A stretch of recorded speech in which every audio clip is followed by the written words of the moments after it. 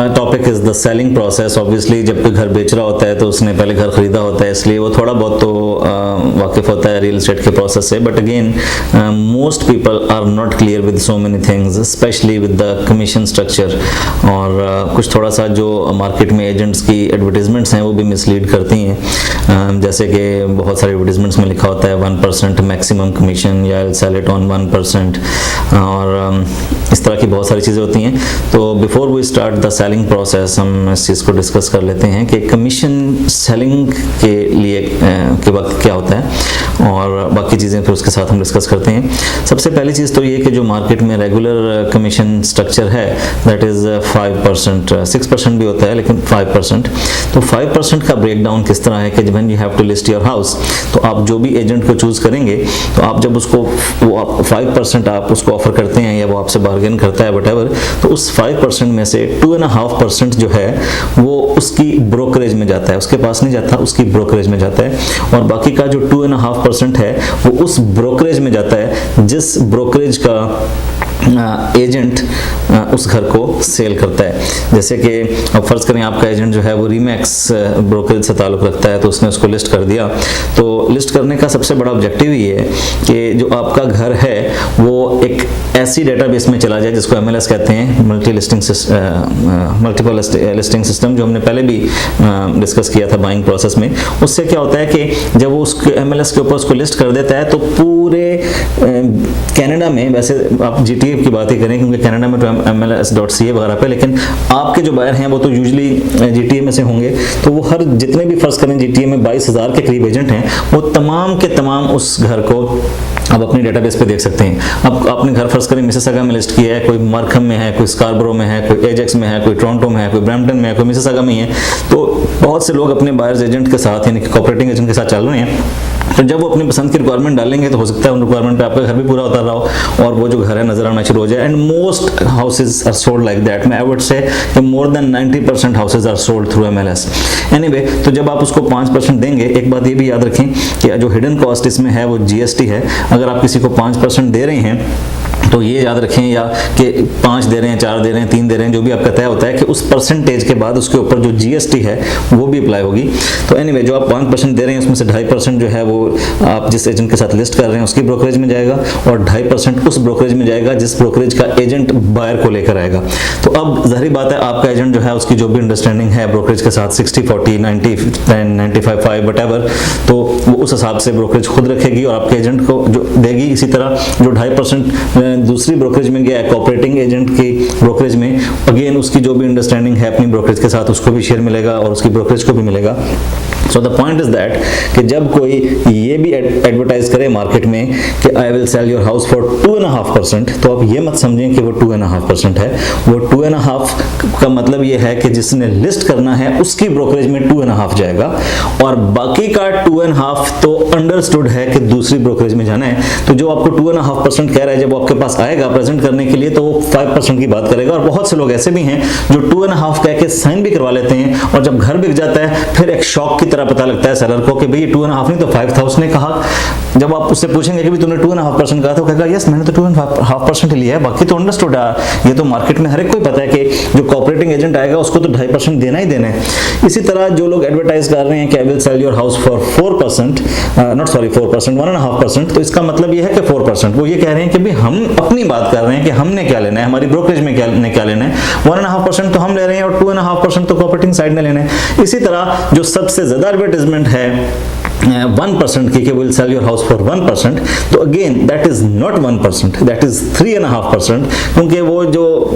Advertise उसको 1% पे कर रहे हैं, 1% उनकी ब्रोकरेज ने लेना है और 2.5 दूसरी ब्रोकरेज ने लेना है जिसने कि एक बायर को लेकर आना है। अब अगर आपके जहन में ये आ रहा है कि वो दूसरी साइड को 2.5% क्यों दे रहा है जबकि खुद वो 1% पे भी तैयार हो गया है, तो माइंड यू कि अगर आपकी प्रॉपर्टी 2.5% के हिसाब से मार्केट में ना रखी जाए तो इससे बेहतर है कि उसको आप मार्केट में रखें ही ना, उसको उसको आप प्राइवेट फॉर सेल लगा दें। वो इसलिए कि जो 22,000 एजेंट हैं उनके पास हजारों घर मार्केट में पड़े हुए हैं। जब उनके पास कोई बायर आ गया है, उन्होंने एडवर्टाइज किया या थ्रू रेफरेंस या व्हाटएवर, अब वो उनके साथ चल रहा है, वो उनका बायर है, वो मार्केट में हजारों प्रॉपर्टीज में जो कि सारी की सारी 99%, 2.5% पे लिस्टेड हैं,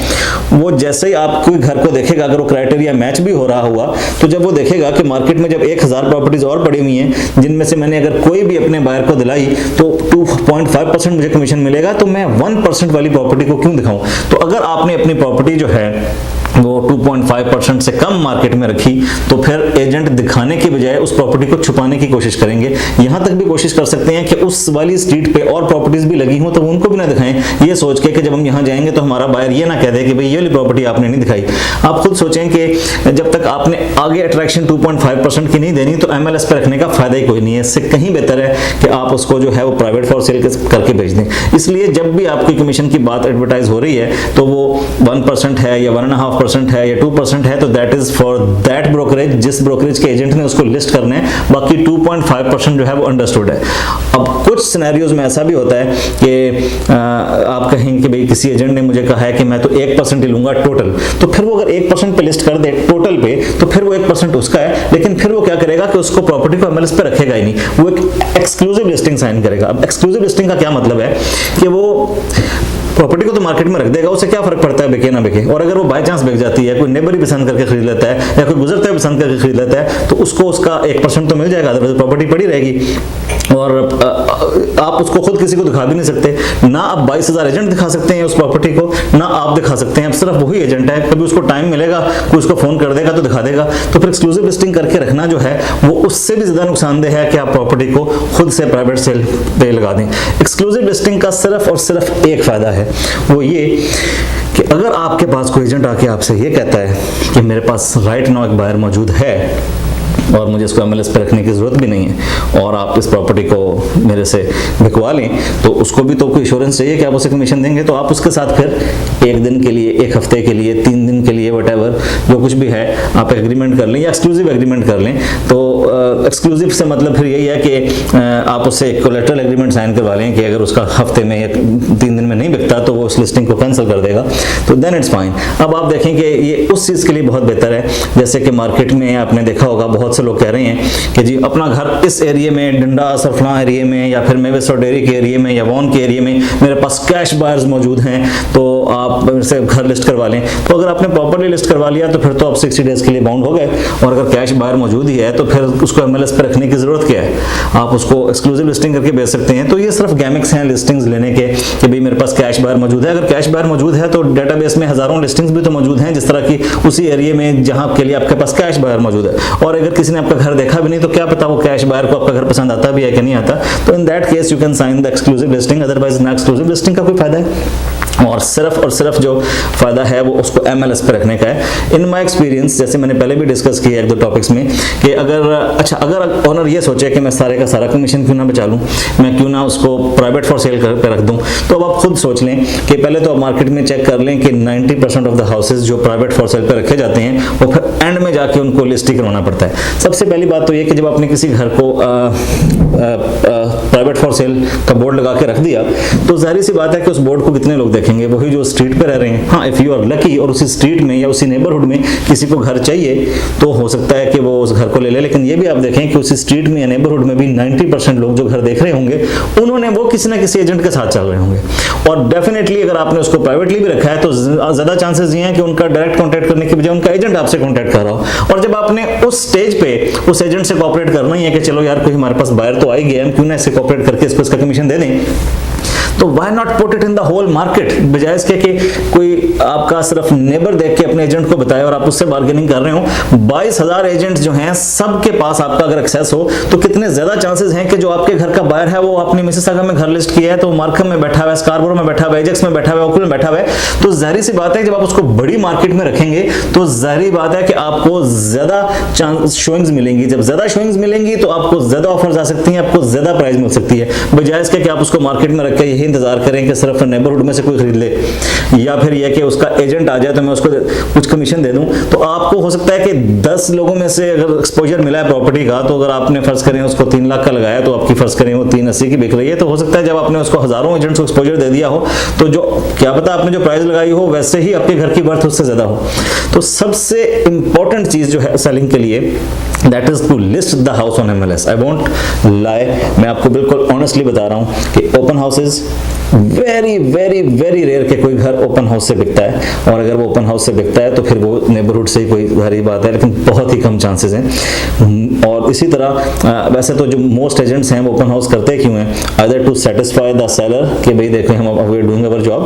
और कुछ नए एजेंट ओपन हाउस इसलिए भी कर रहे होते हैं कि उन्हें वहां पर और लोग जो आएंगे जब वो घर को देखेंगे तो उनसे पूछेंगे are you working with an agent, if not तो वो उनके साथ ऑब्वियसली एक रैपो बिल्ड करने की कोशिश करेंगे कि उन्हें एक और क्लाइंट मिल जाए। वो कहेंगे कि आपको ये घर पसंद नहीं आ रहा तो देखिए हमारे पास सिमिलर इस तरह के और घर है, उन्होंने पहले से लिस्टिंग्स रखी होंगी ताकि उनको वो कोई मीटिंग उनसे तय कर लें कि हम आपको और घर दिखाएंगे। दूसरा ये कि दूसरा ओपन हाउस जो है वो इसलिए भी किया जाता है कि बहुत से एजेंट नए ऐसे होते हैं जो अपने ही ब्रोकरेज में और एजेंट से पूछते हैं आपका कोई घर है जो आपने लिस्ट किया, हम उसको ओपन हाउस करना चाहते हैं, शायद हमें कोई बायर मिल जाए इस तरह। तो एक तो इसमें एजेंट का ही फायदा है या एजेंट्स के कोलीग्स का फायदा है, अदरवाइज तो जिस तरह मैंने आपको बताया कि सिर्फ नेबरहुड से जासूसी होती है यूजुअली ओपन हाउसेज में, and there are very very rare chances, मैं ये नहीं कह रहा कि बिक ही नहीं सकता, लेकिन very very rare chances. Similarly अगर आप जो है वो घरों को आप सोचते हैं कि शायद उसको एडवर्टाइज करेंगे अखबारों में तो बिक जाएगा, देन अगेन यू पे हाई कमीशंस, लेकिन घर जो हैं वो अखबारों से भी नहीं बिकते, क्योंकि अखबारों में भी जो लोग देख रहे हैं usually even they are working with agents, और वो भी फिर एजेंट्स के थ्रू ही देखने आते हैं। और अगर आपको कोई इस तरह कॉल कर भी लेता है तो वेरी वेरी वेरी अनलाइकली कि उसकी रिक्वायरमेंट्स घर पे पूरी हो रही होंगी, अखबार में भी इतनी डिटेल्स नहीं दे सकते जितनी MLS.ca पे या torontomls.net पे होती हैं। तो the best way to sell your house is to list your house and make sure it comes on MLS, वो exclusive listing ना हो। और दूसरा ये कि ऑब्वियसली आप जब उसको लिस्ट करेंगे तो आपका जो एजेंट है वो आपको ना सिर्फ ये गाइड करेगा कि आपके घर की वैल्यू क्या होनी चाहिए, वो आप अगर आपका एजेंट कॉम्पिटेंट है तो आपको ये भी गाइड करेगा कि अपने घर की स्टेजिंग कैसे करनी है, कैसे उसको इस हद तक प्रेजेंटेबल बनाना है कि आपको अच्छी प्राइस मिल जाए। अब बहुत सारे ये भी आप ख्याल रखें कि बहुत सारे एजेंट ऐसे हैं जो कि लिस्टिंग लेने के लिए अगर उनके ख्याल में आपके घर की वैल्यू 3 लाख भी है तो 3,20,000 से स्टार्ट करेंगे, वो इसलिए कि एक दफ़ा लिस्टिंग तो हो जाए और उसके बाद वो आपको ला के कंपेरेबल्स दिखाएंगे कि देखें मार्केट में और घर सस्ते हैं, ये है वो है, आप इसको 3,15 करें, 3,10 करें, 3,5 करें, 3 करें। तो यूजुअली जो ऑनेस्ट एजेंट्स हैं जो आके आपको शुरू से 3 लाख कहेंगे, इट्स ह्यूमन साइकोलॉजी, वो जो ज्यादा प्राइस बता रहा है और कॉन्फिडेंस से कह रहा है कि मैं बेच दूंगा, if I don't sell it in 2 months I will buy it. अब उसके बैकग्राउंड पे क्या चीजें हैं ये अब आप we can discuss about it, लेकिन I don't like to discuss about it, लेकिन ऐसा होता नहीं है, अदरवाइज तो वो पहले ही उस घर को खरीद लें। तो एनीवे उस चीज़ को हम नहीं भी डिस्कस करेंगे, लेकिन यह है कि जो एग्जैक्ट अगर आप अपनी घर को सही वैल्यू के मुताबिक मार्केट में रखेंगे तो देयर इज़ नो रीज़न कि वो 60 डेज में या उससे पहले ना बिक जाए। और अगर आप एक्सेसिव प्राइस पे रखेंगे तो उसके बाद भी जाहिर बात है अगर कोई एजेंट भी कहता है कि मैं उसको 60 डेज बाद खरीद लूंगा तो मार्केट प्राइस से भी नीचे खरीदेगा, मार्केट प्राइस पे तो नहीं खरीद के अपने पास घर इकट्ठे कर सकता। तो अगर आप घर को शुरू से ही अच्छी प्राइस में रखते हैं तो जाहिर सी बात है कि आपका टाइम भी ज़ाया नहीं होगा। जब कोई घर नया मार्केट में आता है तो पहले 2 वीक्स में मैक्सिमम शोइंग्स होती हैं, अगर उसमें वो अनरियलिस्टिक प्राइस में पड़ा रह जाए तो फिर बाद में आप जितना मर्जी कम करते रहें उसकी उतनी शोइंग्स नहीं हो पाती हैं जितनी के वैसे होने चाहिए। और वैसे भी आप देखेंगे अगर आपको खुद पता है कि आपके घर की वैल्यू 3 लाख है और आप सोचते हैं कि नहीं जी मैं इसको 3,30 का रख देता हूं क्योंकि लोगों ने तो बार्गेनिंग भी करवानी है, तो आप ये देखें कि बाकी लोगों ने जिन्होंने 3,30 वाले घर को 3,30 में रखा हुआ है और आपने 3 वाले घर को 3,30 में रखा हुआ है, तो जब वो कंपेयर करेंगे घरों को 3,30 वाले जिनकी रियल प्राइस 3,30 होनी चाहिए और आपके 3 होने चाहिए, वो कहेंगे कितना फजूल घर है। तो आपने उसको उस मार्केट में नहीं रखा जिसको उस मार्केट में होना चाहिए। और वैसे भी वो लोग जिन्होंने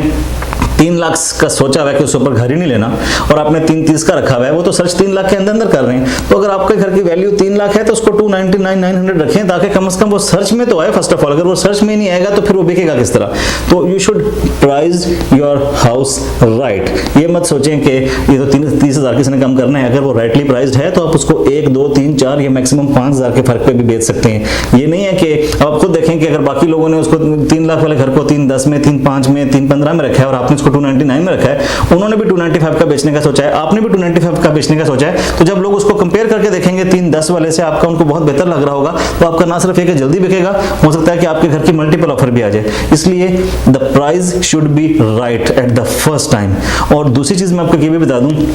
कि आपका घर बहुत प्रेजेंटेबल होना चाहिए। अब जब हम घर खरीदने जाते हैं तो हम बीइंग देसी ज़्यादातर देसियों के घरों को डिस्क्रिमिनेट कर रहे होते हैं और हमें इटालियंस के घर पसंद आ रहे होते हैं, और हम फर्ज करें इटालियन का घर ले भी लेते हैं जो कि बहुत ही अच्छा प्रेजेंटेबल है, बहुत अच्छे इलेक्ट्रिकल लाइट्स एंड फिक्सचर्स हैं, बहुत अच्छी विंडो कवरिंग्स है, बहुत अच्छा फर्नीचर है। जब उस घर को खरीद लेते हैं हमें जितना अच्छा लग रहा होता है, जब हमें उसकी चाबी मिलती है हम उसमें जाते हैं तो उनकी इलेक्ट्रिकल लाइट्स एंड फिक्सचर्स और कर्टन्स तो फिर भी लगे होते हैं, लेकिन जब उनका फर्नीचर ही निकला होता है तो हमें पहले तो लग रहा होता है शायद ये वो घर ही नहीं है।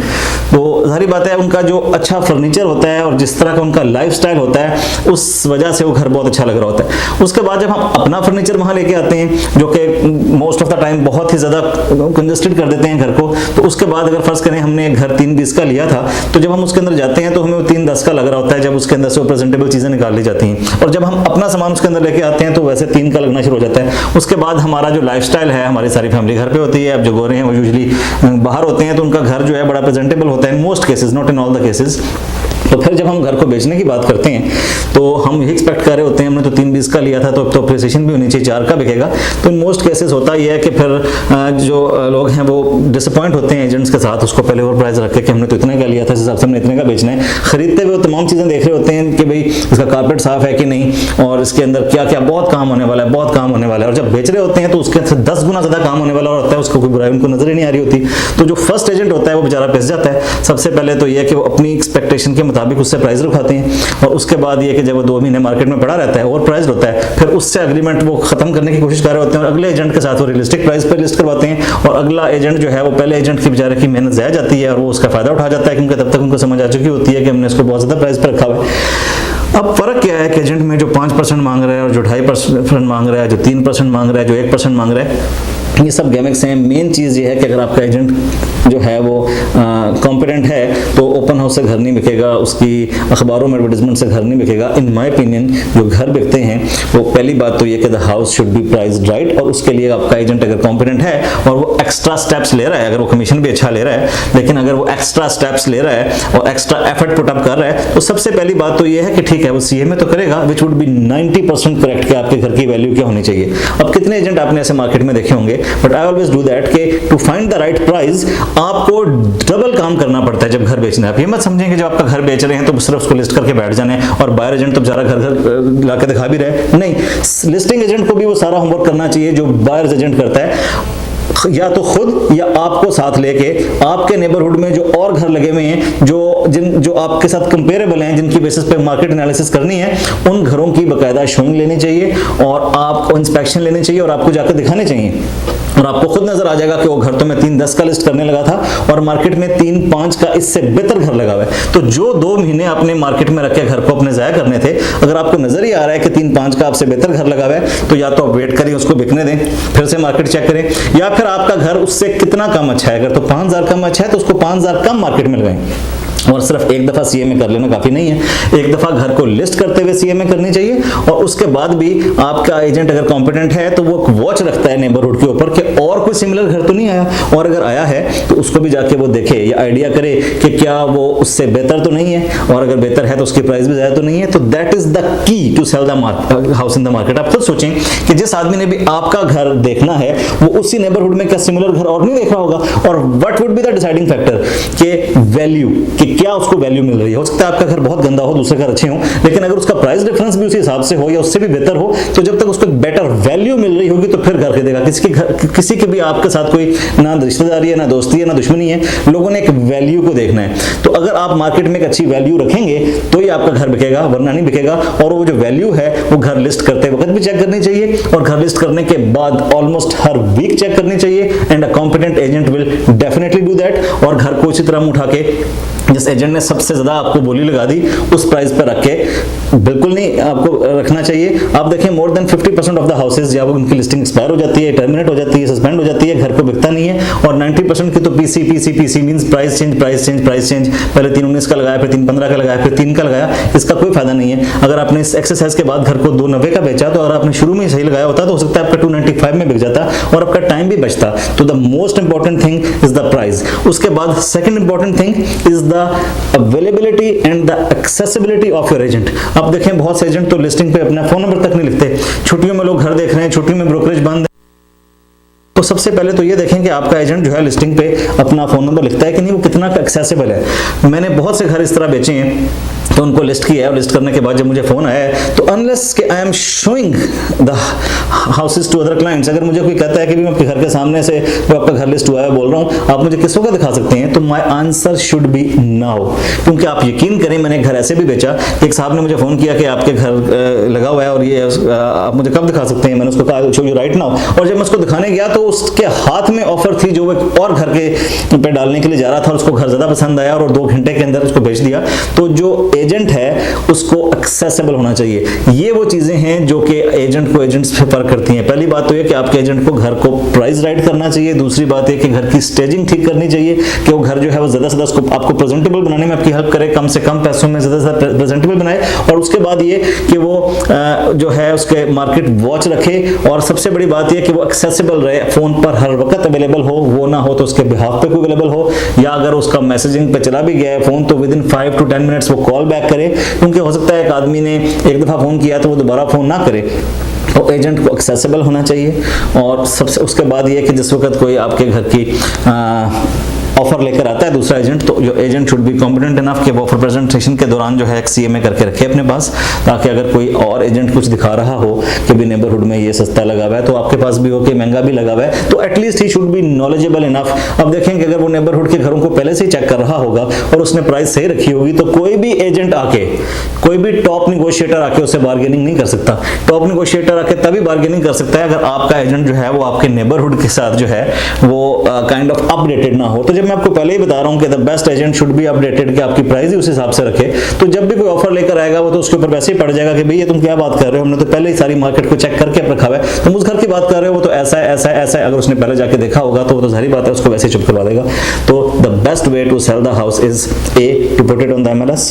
बी आपका एजेंट जो है आप उसके साथ मिलकर प्राइस उसकी अच्छी रखें, और सी उसकी आप जो है उसको अच्छा और प्रेजेंटेबल रखें। और देयर इज नो वे कि आपका घर जो है वो 60 डेज तक जो है वो ना बिक सके। और जिस तरह मैंने आपको गाइड किया कि एक्सक्लूसिव लिस्टिंग का कोई फायदा नहीं है और प्राइवेट फॉर सेल का कोई फायदा नहीं है। MLS TorontoMLS.net, that is the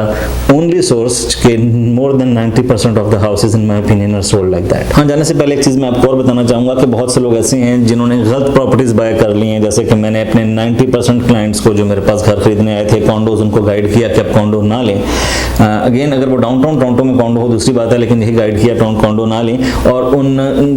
90% में से मैं तकरीबन 90% को कन्विंस कर भी पाया कि उन्होंने नहीं लिया and they are happy about it. तो इसी तरह मैं बहुत से लोगों के पास जाता हूँ जो कॉन्डो लेकर या कोई ऐसी प्रॉपर्टीज़ लेके जिसमें गराज नहीं है या वो अच्छी लोकेशन पे नहीं है, तो वो फंसे भी होते हैं। और जब मैं उनसे जब वो बात कर रहे होते हैं उनको सीएमए करके बताते हैं कि भी आपकी प्रॉपर्टी तो 290 की बिकेगी, तो कहते हैं तुम 310 की ली थी, तो रोना शुरू कर देते हैं कि हमको कैसे बेचें, ये तो कोई बात नहीं हमने नहीं बेचनी। तो इसमें भी नुकसान आप ही का है कि अगर एक प्रॉपर्टी जो है अपनी 310 की ली थी, अगर वो आज 290 तक आ चुकी है, अगर आप उसको आज भी नहीं बेचेंगे तो जाहिर बात है कि अगर वो फर्दर उसकी प्राइस नहीं भी गिरती और आपने उसको 3 या 5 साल के बाद 9 का 310 का भी बेच दिया, तो भी इसमें आपका लॉस ही है। क्योंकि अगर आप उस गलत प्रॉपर्टी से जान छुड़ा के अगर कोई सही प्रॉपर्टी लेंगे तो 5 सालों में आपको 1.5 या 2 लाख प्रॉफिट दे सकती है। तो इसलिए अगर आपने गलत प्रॉपर्टी ले ली है तो उस पर अपसेट होने की बजाय आपको चाहिए कि उसको निकाल दें। मैं आपको लाइव एग्जांपल देता हूं छोटे छोटे 2 जल्दी से,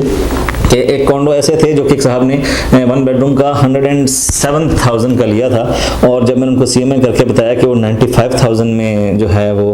अब आपसे वैल्यू है, तो वो बार बार रोना शुरू कर देती थी और वो कि भाई इसमें बहुत लॉस हो रहा है। और आप यकीन करें कि 1.5 साल उसने नहीं बेचा, और अब जब उसकी वैल्यू 57 के करीब हो गई है, 97 का उस वक्त 95 का बिक सकता था, तो वो अभी तक नहीं बेचा और परेशान बैठे हैं। और इसी तरह एक साहब ऐसे भी थे जिन्होंने एक कॉन्डो को देखा कि वो 197 से 105 तक आ गया है, तो इन्वेस्टमेंट के लिए 95 में ले लिया, और अब बड़ी मुश्किल से उनकी कॉन्डो से जान छुड़ाई है, selling it in 58,000। 2 bedroom condor जो कि 700 में चढ़ा भी हुआ है, लेकिन यह है कि उसकी तो इस वक्त जो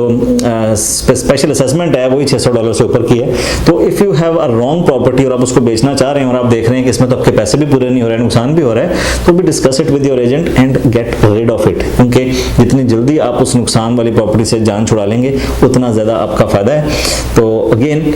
मार्केट के हिसाब से आपने प्रॉपर्टी बेचनी है, इस हिसाब से नहीं बेचनी कि आपने कितने की ली थी। अगर आप इस हिसाब से बेचना शुरू करें कि आपने कितने की ली थी, तो फिर तो जो लोग प्रॉफिट भी उसमें बना रहे हैं वो भी ना बना पाएं। The properties are sold by the value of the market.